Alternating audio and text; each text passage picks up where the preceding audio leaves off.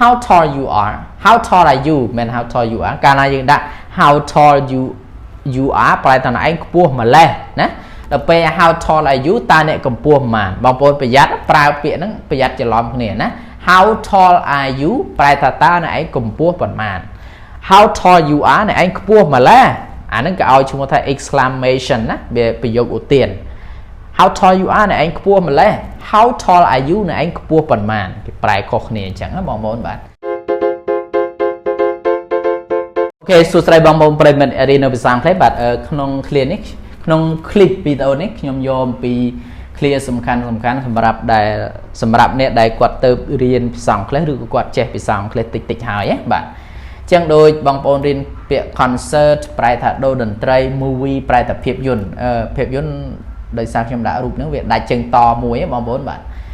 អូខេអញ្ចឹងបងប្អូននឹងរៀនថា clear ដែលពាក់ព័ន្ធជាមួយនឹង clear ដែលយើងត្រូវប្រើប្រាស់បែបលក្ខណៈដែលសមស្របជាមួយនឹងការរៀនអង់គ្លេសរបស់បងប្អូនណាអូខេតោះបងប្អូនមករៀនតែម្ដងបាទអូខេពាក្យទី1យើងអាន concert ណា concert បងប្អូនតែនិយាយ concert មាន concert មកលេងបាត់ដំបងមាន concert មកលេងសៀមរាបដែរឬក៏អត់អីចឹងណាអញ្ចឹងភាសាអង់គ្លេសបងប្អូនត្រូវអានឲ្យត្រូវគឺយើងអាន concert ណា concert ហ្នឹងប្រែថាការប្រគំតន្ត្រីណាការប្រគំតន្ត្រីឧទាហរណ៍ថាតើមានកម្មវិធីប្រគំតន្ត្រីទៀតដែរទេណោះតើមានកម្មវិធីប្រគំតន្ត្រីទៀតដែរទេណោះយើងដាក់ថា are there any concerts ណា are there any concerts បាទ are there any concert តើមានការប្រគំដូរតន្ត្រីទៀតដែរឬទេណោះបាទអានេះគឺជា clear មួយអញ្ចឹងបងប្អូនរៀនបង្កើតប្រយោគទៅពាក្យ concert បាទអូខេ clear បន្តមកទៀតបងប្អូនបាទ clear បន្តមកទៀតគឺអាន movie ពាក្យនេះបងប្អូនចេះហើយណា movie នេះយើងប្រែថាភាពយន្តហ្មង movie ភាពយន្តបាទឧទាហរណ៍តើអ្នកចង់ទៅមើលរឿងដែរឬទេទៅមើលភាពយន្តណារឿងឬក៏ភាពយន្តយើងប្រែថារឿងក៏បានភាពយន្តក៏បានណា movie ហ្នឹងប្រែថារឿងឬក៏ភាពយន្តណាឧទាហរណ៍ថា do you want to go to the movies ណា do you want to go to the movies តើអ្នកឯងចង់ទៅមើលខ្សែភាពយន្តដែរឬទេ do you want to go to the movies តើអ្នកឯងចង់ទៅមើលខ្សែភាពយន្តដែរឬទេបាទ clear បន្តមកទៀតបងប្អូនបាទ clear បន្តមកទៀតគឺពាក្យ see ណា see ហ្នឹងគឺយើងប្រែថាឃើញមើលឬក៏យល់ I see what you are meaning ណាខ្ញុំយល់នៅអ្វីដែលឯងចង់មានន័យ I see what you are talking about បាទខ្ញុំយល់នៅអ្វីដែលឯងចង់និយាយណាអញ្ចឹង see ហ្នឹងប្រែថាឃើញមើលឬក៏យល់ណា I see you ខ្ញុំឃើញអ្នកឯងណាអូខេតោះបងប្អូនមកមើលឧទាហរណ៍ទៅតើអ្នកចង់ទៅមើលរឿងដែរឬទេអញ្ចឹង see movie យើងប្រែថាមើលរឿង watch movie ក៏បានដែរបាទអញ្ចឹងយើងដាក់ថា have you seen this movie តើអ្នកចង់ទៅមើលរឿងដែរឬទេ have you seen អានេះយើងប្រែថា have you seen this movie តែប្រែថាតើអ្នកឯងធ្លាប់មើលរឿងនេះដែរឬទេណាបងប្អូនអត់បកប្រែតាមពាក្យនេះអត់ទាន់ត្រូវទេបាទអញ្ចឹង have you seen this movie ប្រែថាតើអ្នកឯងធ្លាប់មើលរឿងនេះដែរឬទេអត់មែនប្រែតើអ្នកចង់ទៅមើលរឿងដែរឬទេទេណាបងប្អូនបាទតើអ្នកធ្លាប់មើលរឿងនេះដែរឬទេរឿង Hollywood រឿងអីអញ្ចឹងណាបងប្អូនបាទអញ្ចឹង have you seen នេះមកពាក្យ see ដោយសារគេប្រើនៅក្នុងប្រភេទនៃប្រយោគpast participle verb 3គឺប្រើពាក្យ see saw seen ណា see saw seen អញ្ចឹង have you seen this movie តើអ្នកធ្លាប់ឃើញឬក៏ធ្លាប់មើលរឿងនេះដែរឬទេបាទ clear បន្តមកទៀតណាបងប្អូនបាទបន្តមកទៀតគឺពាក្យ like បងប្អូនចេះហើយប្រែតែចូលចិត្តណា do you like me អ្នកឯងចូលចិត្តខ្ញុំទេ do you like her អ្នកឯងចូលចិត្តនាងទេបាទអញ្ចឹងប្រើពាក្យ like ឧទាហរណ៍ថាគាត់បាននិយាយថាអ្នកចូលចិត្តមើលរឿងណាគេនិយាយថាអ្នកឯងនឹងចូលចិត្តមើលរឿងណារឿងកូរ៉េរឿងភាពយន្តជប៉ុនអីចឹងណាភាពយន្តបាញ់គ្នាអញ្ចឹងណាអញ្ចឹងគាត់បាននិយាយថាអ្នកចូលចិត្តមើលរឿងណាអញ្ចឹងភាសាអង់គ្លេសថា he said you like to watch movie ណា he said you like to watch movies គាត់និយាយថា you like ណាអ្នកឯងនឹងចូលចិត្តមើលភាពយន្តណាបាទរោងភាពយន្តអីចឹងទៅចូលចិត្តតែមើលអញ្ចឹងបាទ clear បន្តមកទៀតបងប្អូន clear បន្តមកទៀតគឺពាក្យ tall យើងអាន tall ប្រែថាកម្ពស់ tall កម្ពស់បាទឧទាហរណ៍តើអ្នកកម្ពស់ប៉ុន្មានបាទ tall នេះ ថ្នាក់ពាក្យវាជាគុណនាម tall ខ្ពស់ឬក៏កម្ពស់បាទ how tall you are you មិន how tall you are កាលណាយើងដាក់ how tall you are ប្រែថាឯងខ្ពស់ម្លេះណាដល់ពេល how tall are you តើអ្នកកម្ពស់ប៉ុន្មានបងប្អូនប្រយ័ត្នប្រើពាក្យហ្នឹងប្រយ័ត្នច្រឡំគ្នាណា how tall are you ប្រែថាតើអ្នកឯងកម្ពស់ប៉ុន្មាន how tall you are អ្នកឯងខ្ពស់ម្លេះអាហ្នឹងគេឲ្យឈ្មោះថា exclamation ណាវាប្រយោគឧទាន how tall you are អ្នកឯងខ្ពស់ម្លេះ how tall are you អ្នកឯងខ្ពស់ប៉ុន្មានគេប្រែខុសគ្នាអញ្ចឹងណាបងប្អូនបាទអូខេតោះបន្ទាប់មកទៀតគឺពាក្យ theater ណា theater ពាក្យហ្នឹងអាន theater ហ្នឹងប្រែថារោងភាពយន្តណា theater រោងភាពយន្ត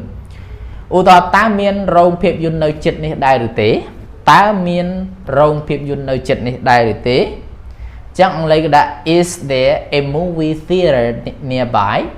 is there a movie theater nearby ប្រែថាតើមានរោងភាពយន្ត movie theater ប្រែថារោងភាពយន្ត nearby នៅក្បែរណាតើមានរោងភាពយន្តនៅក្បែរទីនេះទេបាទបន្ទាប់មកទៀតគេដាក់ថា bank ណា bank គឺបងប្អូនចាស់ហើយយើងប្រែថាធនាគារណា bank ធនាគារឧទាហរណ៍តើធនាគារនៅឆ្ងាយពីទីនេះដែរឬទេយើងដាក់ថា is there a bank far បាទ is the bank far is the bank far ប្រែថាធនាគារនៅឆ្ងាយទីនេះដែរឬទេ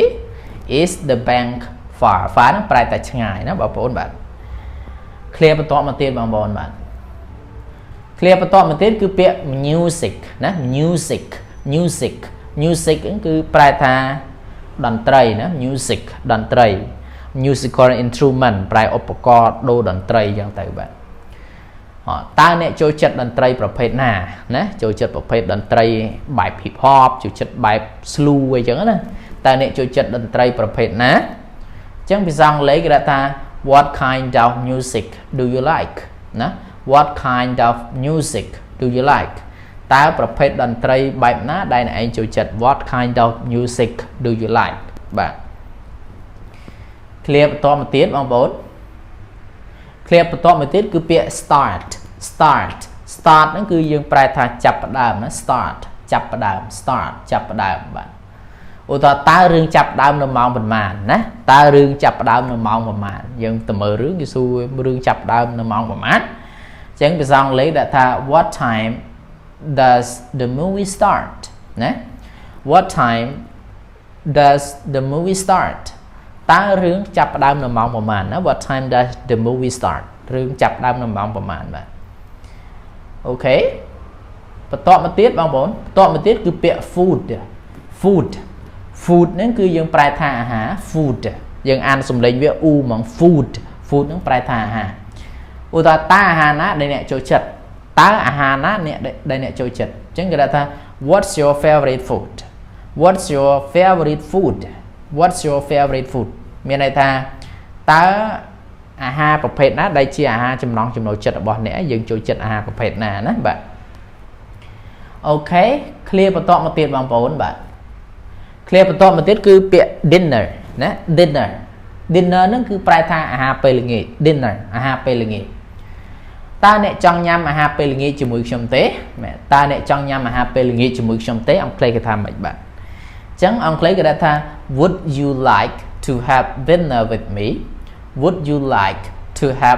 with me ប្រែតើអ្នកចង់ញ៉ាំអាហារពេលល្ងាចជាមួយខ្ញុំទេ would you like to have dinner with me បាទ clear បន្តមកទៀតបងប្អូនបាទបន្តមកទៀតគឺពាក្យ teacher ណា teacher បងប្អូនចាស់ 100% រៀនអង់គ្លេសដំបូងប្រកាសជាចេះ teacher ហ្នឹងយើងប្រែថាគ្រូបង្រៀនណាឧទាហរណ៍ថានរណាធ្លាប់ជាគ្រូបង្រៀនអ្នកហ្នឹង who was your teacher ណា តើនរណាជាគ្រូរបស់អ្នកឬក៏តើនរណាធ្លាប់ជាគ្រូបង្រៀនរបស់អ្នក who was your teacher តើនរណាជាគ្រូបង្រៀនរបស់អ្នកហ្នឹងមួយទៀតគឺពាក្យ rent ណា rent ហ្នឹងគឺយើងប្រែថាជួលដូចជួលបន្ទប់ជួលអីចឹងណាជួលផ្ទះជួលអីចឹងណាឧទាហរណ៍តើអ្នកចង់ជួលផ្ទះមែនទេតើអ្នកចង់ជួលផ្ទះមែនទេ would you like to rent a house ណា would you like to rent a house អ្នកឯងចង់ជួលផ្ទះមែនទេ would you like to rent the house តើអ្នកឯងចង់ជួលផ្ទះមែនទេ ដូច្នេះ clear ពាក់ព័ន្ធជាមួយនឹងប្រយោគសម្រាប់អ្នកដែលទៅចេះអង់គ្លេសដំបូងមានប្រមាណប៉ុណ្ណឹងហើយសង្ឃឹមថាបានជាប្រយោជន៍សម្រាប់បងប្អូនអ្នករៀនភាសាអង់គ្លេសបាទបាយបាយជួបគ្នានៅវីដេអូក្រោយទៀតបាយបាយ